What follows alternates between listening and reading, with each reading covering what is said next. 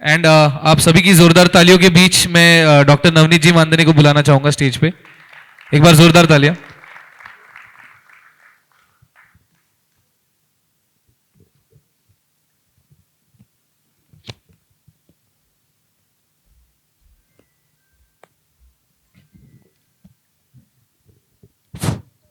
मेरे लिए भी एक प्रिविलेज की बात है क्योंकि मैं भी नवनीत सर का स्टूडेंट रह चुका हूं।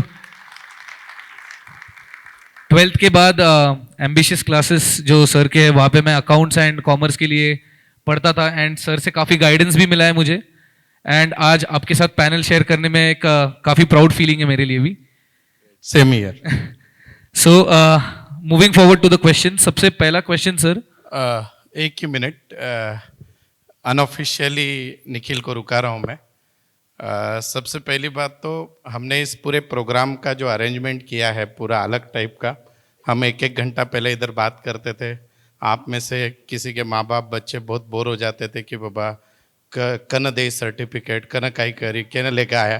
तो हमने ये वाला मॉडल इसलिए रखा कि एक एक्साइटमेंट कायम रहे क्वेश्चन आंसर का, और निखिल ने इसकी प्रिपरेशन सिर्फ 2 दिन में की है, तो उसके लिए सबसे पहले तालियां बजाते हैं हम। दूसरी चीज़, हम कोई भी एजुकेशन करें कहीं पे भी जाए, उससे पहले हमारे बच्चों को ये मालूम होना चाहिए कि हम कौन हैं। तो कौन है हम? माहेश्वरी। हमारे समाज की उत्पत्ति कब हुई, कब होती है, कब हम काउंट करते हैं? महेश नवमी। तो पूरे पुणे समाज के माहेश्वरी समाज का बहुत बड़ा प्रोग्राम 4 तारीख को सुबह है। आप यहाँ पे आओ या मत आओ, लेकिन आपके बच्चों को, आपके आजू बाजू वाले जो भी माहेश्वरी भाई पता है, सब लोग, हम उस महेश नवमी के दिन जो बड़ी हमारी पूरी शोभा यात्रा निकलेगी, आप सब लोग आएंगे, ये मैं आशा करता हूँ। अब ऑफिशियली चालू करते हैं। Thank you sir. सबसे इम्पोर्टेंट क्वेश्चन एक्चुअली, जब ये क्वेश्चन मेरे सामने आया था मुझे फील हुआ कि 10th के बेसिस पे, जो 10th में हम लोगों को परसेंटेज मिलते हैं 10th या 12th में 85, 90, 70 या जो भी चीज़ है, क्या उस परसेंटेज का कोई मीनिंग है और क्या उस परसेंटेज के बेसिस पे हमने हमारा करियर स्ट्रीम चूज करना चाहिए या नहीं चाहिए? एक्चुअल में यहाँ पे आए हुए अभिभावक और उनसे ज़्यादा उनके बच्चे मेरे से नाराज़ हो सकते हैं, पर मेरा काम सच्चाई बताना है। आज के अगर हम 20 साल पहले बात करते हैं तो यहाँ पे बैठे जो हमने भी 95, 96 में 10th वगैरह किया होगा, तो हमको 70% आ गए तो भी बहुत भारी लगा था उस समय।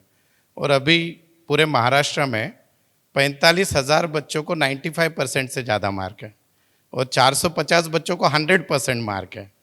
तो ये जो मार्क्स आ रहे हैं, इसके बाद तो या तो अपने को बच्चा पूछ ले परसेंटेज तो शर्म के मारे मर जाए, या फिर एग्जैक्टली क्या है। तो मैं बहुत ही प्रॉपर इसका एक्सप्लेनेशन दे रहा हूँ। अभी 2 चीज़ें बहुत चेंज हुई है। एक तो बेस्ट ऑफ 5% आते हैं, जो लॉजिकली ऐसे समझ के, मोदी जी के भाषा में बोलूँ तो जीएसटी ऐड होके आ रहे हैं परसेंटेज आपके। तो आपके जितने परसेंट है 10-12% कट कर लेना उसमें से। और दूसरा एक है कि प्रैक्टिकल के 20 मार्क्स हैं। तो जो एक आज का ये जो पर्पज़ है इस क्वेश्चन का, वो ये है कि जैसे एक ट्रेंड है कि 80% के ऊपर आते ही बच्चे को बोला जाता है कि यू मेड फॉर साइंस। 60 से 80 के बीच में तो तू कॉमर्स कर ले, 60 के नीचे तो कोई बाबा वोकेशनल कोर्स या ITI या इंजीनियरिंग डिप्लोमा वगैरह कर ले। तो ये पैरामीटर ही सबसे गलत है। मैं प्रैक्टिकली पेरेंट्स को बोलता हूँ कि आपके बच्चों को, नो डाउट आज हम सत्कार करेंगे, परसेंटेज बहुत अच्छे हैं, उसको बायस होके इंजीनियरिंग, डॉक्टर्स, ये कोई भी पढ़ाई में भेजने से पहले उसको 3 लिस्ट बनाने के लिए बोलिए। उसको 10th तक या अभी तक उसको सबसे अच्छे सब्जेक्ट कौन से लगते हैं और उसको सबसे वर्स्ट सब्जेक्ट कौन से लगते हैं। जो वर्स्ट सब्जेक्ट उसको लगते हैं उसको बाजू में कर दो, जो अच्छे सब्जेक्ट उसको लगते हैं उसमें अगर वो करियर करेगा, फिर उसको परसेंटेज कितने भी रहने दो, वो बच्चा सर्वाइव पक्के से होगा। एक एग्जाम्पल देता हूँ मैं आपको कि समझो अभी किसी को 90% है और पेरेंट का प्रेशर है, सबको है कि उसको इंजीनियरिंग के लिए भेजना है, पर वो बेचारे बच्चे को फिजिक्स से नफरत है, एकदम बिल्कुल नहीं जमता है, और हमने उसको ज़बरदस्ती इंजीनियरिंग की पढ़ाई कराई। तो वो 2 साल बाद, उसके बाद वो इंजीनियरिंग में शायद फर्स्ट ईयर में चला भी जाए, लेकिन उसमें टिकेगा नहीं। तो हमने ये देखना चाहिए कि बच्चे के लाइकिंग कौन से। इवन किसी बच्चे को लैंग्वेज भी अच्छी लग रही है तो भी उसमें बहुत अच्छा करियर हो सकता है। किसी को कोई भी सब्जेक्ट जो आपको अच्छा लगता है उसमें करियर चूज करिए। परसेंटेज डेफिनेटली लाइफ टाइम अच्छे ही रहेंगे आपके, आपको प्राउड फील होगा आपके मेहनत के है, लेकिन करियर डिसाइड करते वक्त परसेंटेज ये पैरामीटर होना ही नहीं चाहिए। सर, ग्लोबल ट्रेंड देखते हुए और कंसिडरिंग इंडियन इकोनॉमी आज के डेट पे फोर्थ लार्जेस्ट इकोनॉमी बना है, and soon will cross Germany और हम थर्ड लार्जेस्ट इकोनॉमी भी बन जाएंगे, तो इसके वजह से कॉमर्स में ऐसे कोई फील्ड्स है जो स्पेसिफिकली डेवलप हो रहे हैं जिसमें स्टूडेंट्स कंट्रीब्यूट कर सकते हैं? सबसे पहले तो एक इंडिया की भी अगर हम बात करते हैं तो जस्ट पिछले 10 सालों से एक ही गवर्नमेंट कंटिन्यू है, वो अच्छे से वो एडमिनिस्ट्रेशन में काम भी कर रहे हैं। तो दो मेजर चेंजेस आप सभी को पता है कि एक तो जीएसटी और दूसरा डिमोनेटाइजेशन। अगर आप आज से 5 साल बाद देखोगे तो शायद ब्लैक मनी ये कॉन्सेप्ट निकल ही जाएगा, सब कुछ कैश हट जाएगी, everything is a digital money. और दूसरा चीज, हर चीज जितना वाइट ट्रांजैक्शन बढ़ेंगे हर चीज जीएसटी के दायरे में आने वाली है। तो पैसों से रिलेटेड जब बात होती है, भले ही एआई कितना भी डेवलप हो जाए, सब हो जाए, उसको हैंडल करने के लिए जो व्यक्ति चाहिए वो कॉमर्स का चाहिए। अब जब हम कॉमर्स की बात करते हैं तो सबसे पहले शुरुआत कैसी करनी है कॉमर्स की, उस पर मैं आता हूँ। तो बहुत से लोग बोलते, तो आज हम बहुत सारे क्वेश्चन आंसर भी पैनल डिस्कशन के बाद लेंगे, लेकिन आपको उसकी शुरुआत 11th और 12th कॉमर्स से करनी है। और मैं बहुत बेसिक चीज़ें बताता हूँ कि राइट फ्रॉम कॉलेज सिलेक्शन से लेके सब्जेक्ट, और फिर हम करियर के बारे में बोलेंगे। अभी जैसे आप सभी को पता है कि इस साल से एक नया रूल आया है कि महाराष्ट्र में आपको कहीं पे भी एडमिशन लेना है 11th और 12th में, वहाँ पे आपको ऑनलाइन एडमिशन फॉर्म भरना कंपलसरी है। उसके 3 स्टेज होते हैं जो अभी चल रही है, 9 तारीख तक रहेगी। पहला होता है आपको फॉर्म रजिस्ट्रेशन करना, फॉर्म 1 और फॉर्म 2। और वो रजिस्ट्रेशन प्रोसेस में अगर आपको कोई दिक्कत आ रही है आप 1 to 1 मुझे पूछ सकते हो, उसके लिए ये सेशन डेफिनेटली नहीं है। पर इसमें जो पेरेंट्स कॉमर्स में जब जाने का आप अगर सोच रहे हो तो पहला पेरेंट के दिमाग में एक होता है कि कॉमर्स बोलते ही बीएमसीसी में एडमिशन ले, फिर सिम्बोसिस में ले या गरवारे या स्कूल में डाले।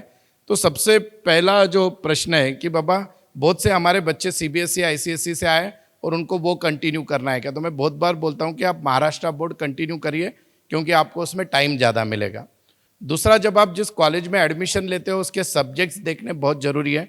जैसे कुछ कॉलेज में इंग्लिश मीडियम है या नहीं, अगर आप सीए करना चाहते हो तो मैथ्स है या नहीं, अगर आपका फॉरेन लैंग्वेज में इंटरेस्ट है तो उस कॉलेज में जर्मन फ्रेंच वगैरह है या नहीं, या आपको हिंदी या मराठी अच्छी नहीं लगती है तो आपको आईटी सब्जेक्ट उस कॉलेज में अवेलेबल है या नहीं, वो आपने कॉलेज के प्रायोरिटी देने से पहले डिसाइड करना है।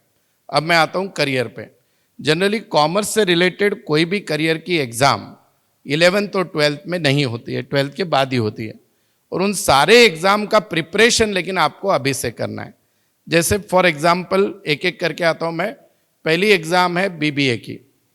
अभी बहुत से बच्चे बोल दो अब अननोइंगली पूछते हैं कि सर मुझे एमबीए करना है, पर एमबीए के पहले की स्टेज है बीबीए। तो बीबीए और एमबीए आपको अगर पूरा करना है तो उसके लिए आपको सबसे पहले 12th होते ही 2 से 3 प्रकार की एंट्रेंस एग्ज़ाम देनी है। अगर महाराष्ट्र के किसी भी कॉलेज में आपको बीबीए करना है तो उसकी सीईटी की एग्ज़ाम है। अगर आपको सिम्बोसिस जैसे या एमआईटी जैसे कॉलेज में करना है उनकी सेपरेट एंट्रेंस है।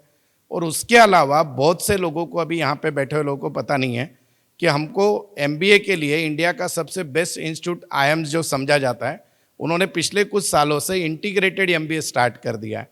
यानी आपने 12th के बाद अगर एमबीए की प्रिपरेशन की आईपी मैट की तो डायरेक्टली 5 साल का एमबीए होता है। वहाँ से उनके अलग अलग सेंटर्स हैं, क्योंकि आप जब बीकॉम के बाद एमबीए का प्रिपरेशन करोगे, कैट के लिए कंपटीशन 2-2 लाख लोगों का है, लेकिन अगर आप 12th के बाद जाओगे तो 25-30 हज़ार लोगों में से आपका सिलेक्शन होगा। 5 साल आपको आईएम्स का इन्वायरमेंट मिलेगा जिसमें आपका एमबीए काफ़ी अच्छे से हो सकता है। तो पहला करियर बीबीए का हो गया। लेकिन बीबीए जब आप करते हो, जनरली अभी क्या ट्रेंड हो गया, 12th के बाद हर स्टूडेंट बीबीए कर रहा है। दिनेश सर यहाँ पे है, लेकिन मैं बहुत प्रामाणिकता से बोलता हूँ, मैं जब क्लासेस चलाता हूँ 12th के 400-500 स्टूडेंट होते हैं, हमको कॉलेजेस से ये ऑफर आती है कि आप बीबीए के लिए बच्चे भेजिए और हम पर स्टूडेंट आपको 20-25 हज़ार रुपये देंगे। तो बीबीए अच्छे कॉलेज से करना बहुत ज़्यादा ज़रूरी है। नॉर्मल कोई भी कॉलेज से बच्चों के जिद में आकर आप करते हो उससे बेटर है बच्चों को बीकॉम कराओ और साथ में सीईटी कैट की प्रिपरेशन करा के एमबीए की तैयारी कराना कभी भी ज़्यादा अच्छा है। तो ये हो गया बीबीए। कोई आके अभी प्रोग्राम में पूछेगा बीबीएम क्या होता है, फिर बीबीए, फॉरेन ट्रेड क्या होता है, ये सारे कोर्सेज सेम है। मुंबई यूनिवर्सिटी में उनका नाम अलग है, पुणे यूनिवर्सिटी में अलग नाम है और अलग यूनिवर्सिटी में, but all are the bachelor degree, 3 साल का कोर्स होता है। उसके बाद एक सेकंड ट्रेंड अभी चल रहा है, आपको सुन के आश्चर्य होगा, भारत देश में बोलते इवन महाराष्ट्र में पहली बार ऐसे हुआ है, लॉ कॉलेजेस में टोटल सिर्फ 18,000 सीट्स हैं और 1.5 लाख एप्लीकेशन आए इस साल, पिछले साल। तो लॉ में जाने का जो प्रमाण है अभी डे बाय डे बढ़ रहा है, और आपको भी पता है कि उसका रीज़न क्या है, पॉपुलेशन, कोर्ट केसेस, सारी चीज़ें, और एक ट्रेंड, एक फैशन बोल के भी लॉ में लोग जा रहे हैं। तो लॉ के लिए भी आपको एंट्रेंस एग्ज़ाम देनी होती है 12th के बाद। वो एग्ज़ाम जो होती है 3 प्रकार की होती है। पहली होती है CET, जो महाराष्ट्र के किसी भी कॉलेज के लिए आपको चलती है। भारत में 26 लॉ यूनिवर्सिटीज़ है अलग अलग, उसके लिए आपको क्लैट की एग्ज़ाम देनी होती है। और हम नसीबवान हैं कि पुणे में इंडिया के 2 टॉप इंस्टीट्यूट है लॉ के लिए, एक ILS लॉ कॉलेज और दूसरा सिम्बियोसिस। तो सिम्बियोसिस के लिए एक अलग लॉ की एंट्रेंस होती है और वो भी आप दे सकते हो। 12th के बाद 5 साल में 5 साल का करियर आप लॉ में कर सकते हो। ये ट्रेडिशनल डिग्री हो गई, that is LLB, BSL LLB, फिर हो गया BBA। कॉमर्स का स्टूडेंट को अगर कंप्यूटर में इंटरेस्ट है तो आप BBA CS यानी कंप्यूटर साइंस ये भी ले सकते हो, या BCA कर सकते हो और उसके बाद आप MCA में जा सकते हो, that is equivalent to engineering. वो भी एक सेक्टर कॉमर्स के लिए ओपन है। तो ये ओवरऑल अगर मैं बात करूं तो बैचलर डिग्री के जितने भी अभी जो एवेन्यूज़ है उन सब के लिए एंट्रेंस एग्जाम कंपलसरी है। अच्छा, उस एंट्रेंस एग्जाम में सिलेबस क्या है? आपने कभी स्कॉलरशिप एग्जाम दी होगी, सेम वही सिलेबस, थोड़ा सा एडवांस। लॉजिकल रीजनिंग होता है, इंग्लिश होता है जिसमें वोकेबलरी चेक की जाती है, उसके बाद आपका जनरल नॉलेज देखा जाता है। साथ ही साथ जितने भी जो कॉम्पिटिटिव एग्जाम्स जो आपने 7th में दी होगी वही पार्ट होता है। UPSC MPSC की वजह से जनरल नॉलेज का कम पार्ट रहेगा, पर थोड़ा बहुत बेसिक मैथ्स, इंग्लिश, रीजनिंग, इस प्रकार का सिलेबस इन सारे एग्जाम को होता है। साथ ही साथ जनरली हमारे माहेश्वरी समाज में ऐसे भी होता है कि होटल इंडस्ट्री में, होटल मैनेजमेंट में हमारा थोड़ा सा कम ये है, पर आप 12th के बाद जो है होटल मैनेजमेंट के लिए भी जो एंट्रेंस एग्जाम होती है वो आप दे सकते हो। उसका भी मोर और लेस सिलेबस यही होता है सारे एंट्रेंस एग्जाम का। अभी एक इंटरेस्टिंग चीज़ ऐसे आई है कि बीकॉम जो है, जो पहले एक समय में सिर्फ नॉर्मल ये आप लोग जब थे एक बीकॉम पूरा पुणे यूनिवर्सिटी के अंदर वगैरह होता था, अभी पुणे में पुणे यूनिवर्सिटी का जो अस्तित्व है वो कम हो चुका है और हर कॉलेज की डीम्ड यूनिवर्सिटी बन चुकी है। बोलते SP कॉलेज है, उनकी यूनिवर्सिटी अलग है, सिम्बायोसिस की अलग यूनिवर्सिटी है, BMCC की अलग यूनिवर्सिटी है, MIT की अलग यूनिवर्सिटी है। तो इन कॉलेजेस के बीकॉम के सिलेबस भी काफ़ी अलग बन चुके हैं। अगर आपको उसमें इंटरेस्ट है तो बीकॉम इज़ आल्सो गुड। तो ये हो गया पूरा बैचलर डिग्री में। अब सेकंड पार्ट आता है, बैचलर डिग्री आप कॉमर्स में 12th के बाद एंट्रेंस एग्जाम देके इतनी चीज़ें करनी है, पर इनकी तैयारी कब से करनी है? तो जैसे ही 11th के 1-2-3 महीने आपके चले गए हंसने खेलने में, जो भी टाइम पास है, फिर सितंबर से आप सबने इसका प्रिपरेशन चालू कर देना चाहिए अगर आपको अच्छा कॉलेज चाहिए तो। फिर अदरवाइज आपको जो कॉलेज मिलेंगे वो एवरेज रहेंगे, और साथ ही साथ जो एंट्रेंस एग्ज़ाम है अगर उसमें हम सब लोग मैक्सिमम लोग ओपन कैटेगरी में आते हैं तो फिर उसमें अगर आप स्कोर नहीं कर पाए तो अच्छा कॉलेज नहीं मिलता है। तो ये हो गया एकेडमिक्स। फिर दूसरा, अभी निखिल खुद CS है तो उसका अलग क्वेश्चन है कि इसी में बता है। चलो, thank you. Next he question है सर, मैनेजमेंट कोर्सेज के बारे में तो आपने ऑलरेडी बता दिया, बट हम लोग जो प्रोफेशनल कोर्सेज की बात करते हैं, CA है, चार्टर्ड अकाउंटेंट, CS है, कंपनी सेक्रेटरी, CWA या CMA जिसको हम लोग बोलते हैं कॉस्ट एंड मैनेजमेंट अकाउंटेंसी जो है, तो it is as good as a toughest exams in India. अगर आप सिविल एग्जाम्स को छोड़ दे तो इनकी प्रिपरेशन, इनके स्टेजेस एंड इनका स्कोप अगर आप थोड़ा ब्रीफ में बता पाओ स्टूडेंट्स को कि आपको क्या चूज करना चाहिए। अभी कुछ बच्चों को इन तीनों में से भी अगर कोई एक स्पेसिफिक ऑप्शन चूज करना है तो वो कैसे चूज करना चाहिए? सबसे पहले ये तीनों कोर्सेज के बारे में, वैसे तो आप सब लोग, हमारी जेनजी पूरी गूगल स्पेशलिस्ट है, सब पता है। जो गूगल पे नहीं है वो मैं बताने की कोशिश करता हूँ। सबसे पहले ये तीनों कोर्सेज की 5 स्पेशलिटी है। नंबर 1, इस एग्ज़ाम का, ये तीनों एग्ज़ाम का कोई कॉलेज नहीं होता, ये सारे सर्टिफिकेशन कोर्सेज है। That is like central government के पास से इनकी ऑथराइज बॉडी बनाई गई है ये तीनों इंस्टीट्यूट की, उनके द्वारा ये सर्टिफिकेट दिया जाता है। पॉइंट नंबर 1, यानी आप आपकी एकेडमिक एजुकेशन करते हुए भी ये सारे कोर्सेज कर सकते हो। देन मैं आपको कॉम्बिनेशन भी बताऊंगा किसके साथ क्या करना चाहिए। दूसरी सबसे बड़ी बात ऐसी है कि ये तीनों कोर्सेज को हम रिसेशन प्रूफ कोर्सेज बोलते हैं। जनरली इन कोर्सेज में आने के बाद ऐसे बहुत रेयरली होता है कि कोई सीए बन गया और कुछ काम नहीं है, सीएस बन गया कोई काम नहीं है। कंपटीशन है but it does not mean कि उसमें आदमी मीन्स बेरोजगार रहेगा। तीसरी इंपॉर्टेंट चीज़ है, आज तक तो भी इनके पेपर में कंपैरेटिवली दूसरे एग्जाम के लेवल का जो है उतनी धांधली वगैरह कुछ नहीं होती है। It is purely professionally manage. Fourth important चीज़ सबसे इंपॉर्टेंट है वो है कि इसमें रिजर्वेशन नहीं है। एक ही रिजर्वेशन है हार्डवर्क, तो आप वो कर सकते हो तो इस एग्ज़ाम में आ सकते हो। और सबसे पांचवा पॉइंट अपन बान्या का टाबरा कॉस्ट इफेक्टिव बोलते, तो इसमें से कोई भी डिग्री आप ज़्यादा से ज़्यादा 2 लाख रुपए पूरी tuition fees, registration fees, CA में तो उसका आप आर्टिकलशिप में से पैसा भी वापस मिल जाएगा, उससे ज़्यादा खर्चा नहीं है। तो ये 5 फीचर्स ये तीनों कोर्सेस में है। अब अगर मैं सीए की बात करूं तो सीए एग्ज़ाम में 3 लेवल है। पहली है सीए फाउंडेशन, जो आपकी 12th होती है, आप इमीडिएटली दे सकते हो। उसके बाद होता है सीए इंटरमीडिएट और उसके बाद होता है सीए फाइनल। ये तीनों आप 12th के बाद 3.5 साल में कंप्लीट कर सकते हो। उसमें अभी 2 टाइप है, 3.5 साल प्रैक्टिस करना है तो 4.5 साल आर्टिकलशिप वगैरह होती है। इन एग्ज़ाम के बारे में ऐसे बताया जाता है कि डराया जाता है कि परसेंटेज बहुत कम है। डेफिनेटली कम है, लेकिन अगर आप प्रॉपर 11th से तैयारी करो, जैसे आपके 11th में टोटल 6 सब्जेक्ट है, अकाउंट्स है, फिर इकोनॉमिक्स है, मैथ्स है, ओसीएम है, आईटी होता है या इंग्लिश होता है, तो इसमें के 3 सब्जेक्ट सीए फाउंडेशन एग्जाम में रिपीट होता है, अकाउंट्स, इकोनॉमिक्स और मैथ्स, और एडिशनल सब्जेक्ट होता है लॉ का। तो ये चारों सब्जेक्ट की आप तैयारी 11th-12th के साथ ही साथ सीए की तैयारी करो, तो आपका पहले अटेम्प्ट में सीए फाउंडेशन, मेरे पास 70-80% का पासिंग परसेंटेज है। जो बच्चे 11th से तैयारी करते हैं तो वो बच्चे जैसे ही 12th की एग्ज़ाम ख़त्म होती है 3 महीने बाद यानी मई जून में जो अटेम्प्ट आता है, ज़्यादा से ज़्यादा सितंबर तक ये एग्ज़ाम पास कर लेते हैं। तो उसके बाद उनका इंटरमीडिएट स्टार्ट होता है, फिर सीए के ऑफिस में प्रैक्टिकल ट्रेनिंग दी जाती है जिसको आर्टिकलशिप बोलते हैं, और फिर सीए फाइनल। ये पूरा सफ़र है। ओवरऑल इसका जो फाइनल तक का रिजल्ट का परसेंटेज मोर और लेस 10%, 12%, 15% तक जाता है, depend on the student calibre. अब इसमें अगर अपॉर्चुनिटी की बात करूं, जैसे मैंने बोला जीएसटी और डिमोनेटाइजेशन के बाद इसमें 2 स्कोप है। जनरली लड़कियां जो होती है आजकल कॉर्पोरेट्स में यानी जॉब वगैरह में ज़्यादा ही देते हैं, पर मैक्सिमम सेल्फ एम्प्लॉयमेंट सीए में ज़्यादा है। बोल तो आप खुद की प्रैक्टिस कर सकते हो। मैं बहुत बार मजाक में बोलता हूँ, ज़िंदगी में आपके सिग्नेचर को ऑटोग्राफ करना है तो सीए बन जाओ। So that is the value of CA के सिग्नेचर की। और सिर्फ इंडिया में ही नहीं, अपने एशियन कंट्रीज़ में भी काफ़ी जो कंपनीज अपनी इंडिया की है वहाँ पे भी सीए को अच्छा डिमांड है। और आप कनेक्टिंग सर्टिफिकेशन, जैसे अगर यूरोपियन कंट्री में जा रहे हो तो एसीसीए है, यूएस में जा रहे हो तो सीपीए है, वो करके भी वहाँ पे भी आप करियर कर सकते हो। दूसरा, किसी बच्चे को लगता है कि नहीं सर सीए बहुत डिफ़िकल्ट है, मेरे इस भाई का रह गया, उस बहन का रह गया, मुझे तो नहीं करना है, थोड़ा ईजी वाला ऑप्शन बताओ। तो आप 12th के बाद सेकंड ऑप्शन है, दैट इज सीएमए। पहले उसको सीडब्ल्यूए बोला जाता था, अभी CMA cost and management accountant. उसकी एग्ज़ाम 12th होने के बाद 9 मंथ्स के बाद देना है। पूरे ऑब्जेक्टिव टाइप पेपर होते हैं पहले 4। पासिंग परसेंटेज इन सारे एग्ज़ाम में 50% होते हैं। उस एग्ज़ाम के बाद सीएमए इंटरमीडिएट और सीएमए फाइनल। सीए और सीएमए में डिफ़िकल्टी लेवल 50% है।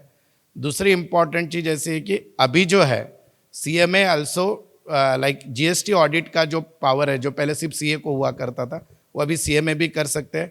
जितने भी प्रोडक्शन इंडस्ट्री में जो कॉस्टिंग डिपार्टमेंट होता है उन लोगों के लिए जो है सीएमए यूजफुल होता है, तो सीएमए को वहाँ पे जॉब अपॉर्चुनिटी है। जनरली सीएमए में प्रैक्टिस कम और जॉब अपॉर्चुनिटी ज़्यादा है। आपको सुन के आश्चर्य होगा, मैं 2 साल तक मैंने किर्लोस्कर में काम किया था, तब हमारे इसमें 22 लोगों में से 20 लोग इंजीनियरिंग करके सीएमए हुए थे और वो वहाँ पे प्रोडक्शन में काम कर रहे थे कॉस्टिंग डिपार्टमेंट में, और हार्डली 1-2 लोग जो थे वो बीकॉम और सीएमए। तो इंजीनियरिंग वाले लोग भी सीएमए में आ सकते हैं और उनके लिए भी बहुत अच्छा जॉब अपॉर्चुनिटी वहाँ पे है। देन तीसरा कोर्स है, निखिल खुद सीएस है, कंपनी सेक्रेटरी। तो ये जो कोर्स है इसकी पहली एग्ज़ाम अभी बहुत ईजी होती है। ईजी हस्ते निखिल, हाँ, सीएस ईईटी नाम की एग्ज़ाम होती है ऑब्जेक्टिव टाइप। वो होने के बाद आप सीएस एग्जीक्यूटिव और सीएस प्रोफेशनल। सीएस का काम क्या है? कंपनी सेक्रेटरी, यानी कंपनी के जितने भी रेगुलेशंस है वो सब आपको उसका हैंडल करने वाला लॉ ऑफिसर, सादे भाषा में, दैट इज सीएस। इसमें भी आप अभी इंडिया में जितने भी public limited, private limited companies बन रहे हैं उनके रेगुलेशंस के लिए जो व्यक्ति लगता है वो CS है। इसमें जॉब अपॉर्चुनिटीज़ बड़े कंपनी में एज अ लीगल ऑफिसर है, और अगेन सेल्फ एम्प्लॉयमेंट यानी खुद की प्रैक्टिस भी आप कर सकते हो।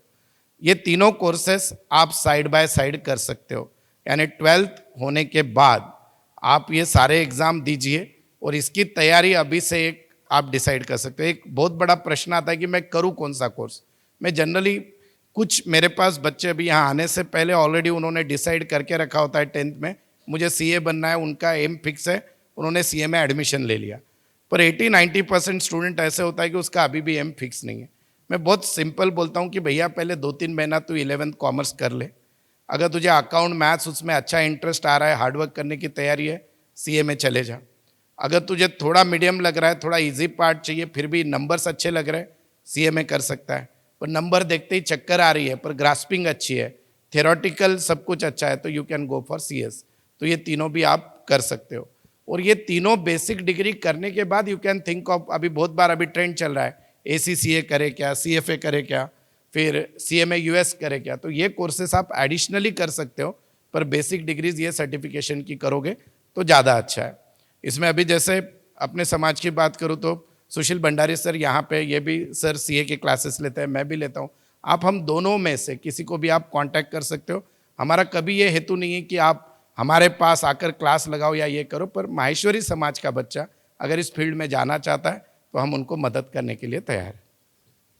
इसमें और एक पॉइंट बस मैं ऐड भी करना चाहूँगा कि ये जो तीनों प्रोफेशनल कोर्सेस है, इनको ग्रेजुएशन का दर्जा भी मिला हुआ है। तो आपको ज़रूरी नहीं है कि आपको बीकॉम करने की नीड पड़ेगी 12th के बाद। अगर आप इन डिग्रीज को भी करते हो, प्रोफेशनल डिग्रीज, तो it is treated as a post graduate. और आप कोई भी PhD या आगे आप कोई भी और कोर्स करना चाहते हो तो आप डायरेक्टली कर सकते हो। इट इज़ नॉट नेसेसरी कि आपको बीकॉम करना ही पड़ेगा उसके साथ।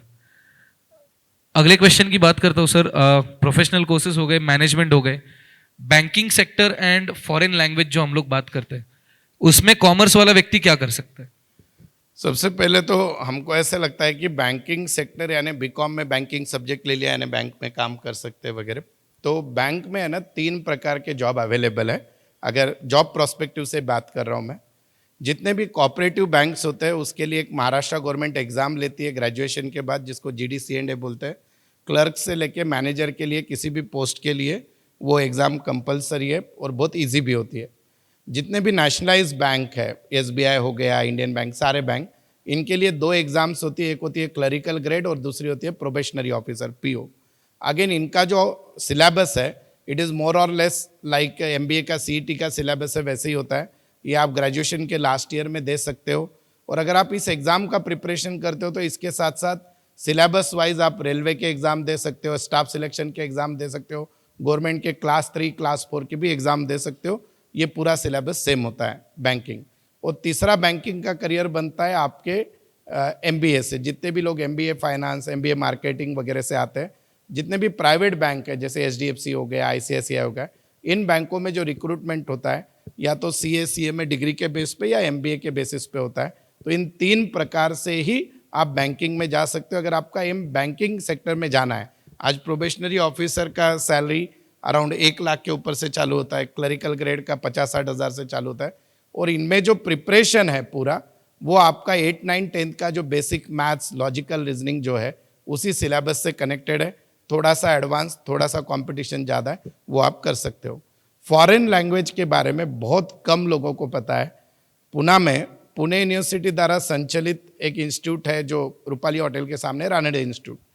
12th के बाद आप कोई भी फॉरेन लैंग्वेज, जनरली वहाँ पे अलग अलग है, फ्रेंच है, जर्मन है, जापानीज़ है, स्वीडिश, जो भी लैंग्वेज आपको से, स्पेनिश है, जो भी सीखना है। और अगर व्यापारी वर्ग से हो, थोड़ा डिफ़िकल्ट लेवल आपको जाना है तो चाइनीज़ भी आप सीख सकते हो। और पर फॉरेन लैंग्वेज सीखने के लिए आपके अंदर एक क्वालिटी चाहिए कि आपकी इंग्लिश अच्छी चाहिए। फॉरेन लैंग्वेज मराठी या हिंदी में नहीं पढ़ाई जाती है, तो वो भी आप कर सकते हो। उसमें भी ज़बरदस्त जॉब का स्कोप है, ट्रांसलेटर का, या IT के फील्ड में भी अगर किसी को फॉरेन लैंग्वेज आती है तो उनको भी बहुत ज़्यादा स्कोप फॉरेन लैंग्वेज के थ्रू है। और फॉर्चुनेटली पुणे में private institute as well as जो पुणे यूनिवर्सिटी के इंस्टीट्यूट है उससे आप फॉरेन लैंग्वेज कर सकते हो। इवन 11th-12th में भी आप जर्मन, फ्रेंच ये सब्जेक्ट लेकर आगे उसके डिप्लोमास पूरे लैंग्वेज के कर सकते हो। सर एक अलग तरीके का थोड़ा क्वेश्चन है कि कोई स्टूडेंट है जिसको मे बी पढ़ाई में इतना इंटरेस्ट या क्रेज नहीं है, तो ऐसे कोई कोर्सेस या ऐसे कोई हम लोग जो डिप्लोमा डिग्रीज बोलते हैं कि जिसके थ्रू उनको एक अच्छा खासा जॉब भी मिल सकता है या खुद का बिजनेस स्टार्ट कर सकते हैं, ऐसी कोई फील्ड हम अगर उनको कॉमर्स में बता सकते हैं तो? कॉमर्स ही नहीं, बल्कि देखो अभी है ना, एक बार वो जैक मा का एक कुछ स्टेटमेंट बहुत अच्छा था कि जब कंप्यूटर में रिवॉल्यूशन हुआ तो 50% जॉब चले गए, अब एआई आ गया तो 90% जॉब चले जाएंगे। लेकिन उन्होंने आगे बोला कि जिसके पास स्किल है वो कभी भूखा नहीं मर सकता। तो आप स्किल बेस एजुकेशन पे ध्यान देना चाहिए। अब स्किल बेस एजुकेशन कौन सा है? डिजिटल मार्केटिंग है, उसमें आप जाइए, उसमें कोई डिग्री नहीं चाहिए आपको, खाली आपकी स्किल चाहिए। दूसरा है आपका, अगर आप में क्रिएटिविटी अच्छी है, एनिमेशन के कोर्सेस है, आप वो कर सकते हो सबसे। और उसमें भी हम आगे जाते हैं, एनिमेशन हो गया जिसमें वेबसाइट डेवलपमेंट से लेके हर चीज़ें है, डिजिटल मार्केटिंग है। और बहुत से लोगों को जैसे डिज़ाइनिंग का एक चीज़ है, डिज़ाइनिंग के बारे में मुझे लगा दिनेश सर कवर कर लेंगे। 12th के बाद आज इंडिया में मतलब सबसे ज़्यादा डिमांडिंग कोर्स है नियर अबाउट, उसमें भी 25 ब्रांचेस हो गई है जिसमें आप जा सकते हो। दैट इज़ 3 साल का, 5 साल का डिग्री है उसमें 3 साल का, वो भी आप कर सकते हो। अगर अगेन उसके लिए भी एंट्रेंस एग्जाम है अच्छे अच्छे कॉलेज की। और मैं तो ये बोलता हूँ आज की डेट में आपके अंदर जो भी गुण या दुर्गुण है, पर वो भर भर के चाहिए तो उसका पैसा मिलता है। रील भी बनाकर अगर आप हिट होते हो तो उसमें भी पैसा मिलता है, बराबर है। तो आपको देखना है कि आपका स्किल कौन से चीज में है और उस हिसाब से आप ऑफ ट्रैक करियर चूज करते हो। तो जैसे अभी एक बहुत इंटरेस्टिंग एक मैं आपको आंसर देता हूँ कि अभी हर बच्चे को ये कोविड के बाद एक चीज की बहुत आदत लगी, शेयर मार्केट देखना। मारवाड़ा का टाबर तो बोलबा की जरूरत को नहीं, बोल तो बात पैसा की आता ही एकदम आंखें खुल जाओ, राइट। तो शेयर मार्केट भी आप प्रोफेशनली स्टडी कर सकते हो 12th के बाद। नेशनल स्टॉक जो गवर्नमेंट के थ्रू अलग अलग 6 सर्टिफिकेशन एग्जाम है, राइट फ्रॉम सब ब्रोकर बनने से लेकर एनालिसिस तक, वो एग्जाम का भी आप स्टडी कर सकते हो और एक अच्छे फंड मैनेजर, फाइनेंशियल कंसल्टेंट आप बन सकते हो। साइड बाय साइड बीकॉम की डिग्री इजी से मिल सकती है। लेकिन समझो कोई एक ऐसा स्टूडेंट है कि जो नॉर्मल सिर्फ बीकॉम है या 12वीं, वो बोलता है भैया मैं 10th कैसे पास हुआ मेरे माँ बाप और मुझे पता है, अभी 11th 12th भी मैं जैसे तैसे पास हो जाऊंगा, लेकिन मुझे भी जॉब चाहिए, मैं एटलीस्ट कुछ सर्वाइव हो जाऊं। तो मैं सारे पेरेंट को, सारे बच्चों को बोलता हूं जब भी आपकी 12th की छुट्टी हो उस समय 3 चीज़ें आप पक्के से सीख लेना। टैली अच्छी जगह से सीख लेना, प्रोवाइडेड आपका 11th 12th में अकाउंट अच्छा रहे। दूसरा चीज़ आपको वर्ड, एक्सेल और पावर पॉइंट प्रेजेंटेशन अच्छा सीख लेना है, मीन्स दुपकाले की छुट्टी में। आप इवन 12th भी पास हो, टैली में डेटा एंट्री करने के लिए भी 10-15 हज़ार महीना मिलता है। और आईटी में अगर आपका एक्सेल के फॉर्मूले, एडवांस एक्सेल अच्छा आता है तो भी आपको 30-40 हज़ार रुपये से आप करियर स्टार्ट कर सकते हो। इसलिए मैं बहुत बार बोलता हूँ कॉमर्स में कोई भी आदमी अगर प्रामाणिकता से प्रयत्न करे तो कॉमर्स में कोई भूखा नहीं मर सकता। अपेक्स में जाना आपके मेहनत पे डिपेंड। सर एक आखिरी क्वेश्चन, इसके बाद हम लोग ओपन हाउस के लिए भी रखेंगे। कॉलेज कोई स्पेसिफिकली सिलेक्ट करना चाहिए या कई बार हम लोग देखते हैं कि कई स्कूल्स में ही रहता है कि 11th 12th भी उनके पास रहता है, सीबीएसई में है या कुछ और ऑप्शन है, या अपने 10th के बाद कॉलेजेस में ही जाना चाहिए? ये एक्चुअली अभी पिछले 10 दिनों में मैं 200 से 300 पेरेंट्स से मिल चुका हूँ। सारे लोग जितने भी 10th कंप्लीट किए, अभी फॉर्म भरते हो पहला क्वेश्चन पूछते हैं स्कूल चूज करें या कॉलेज।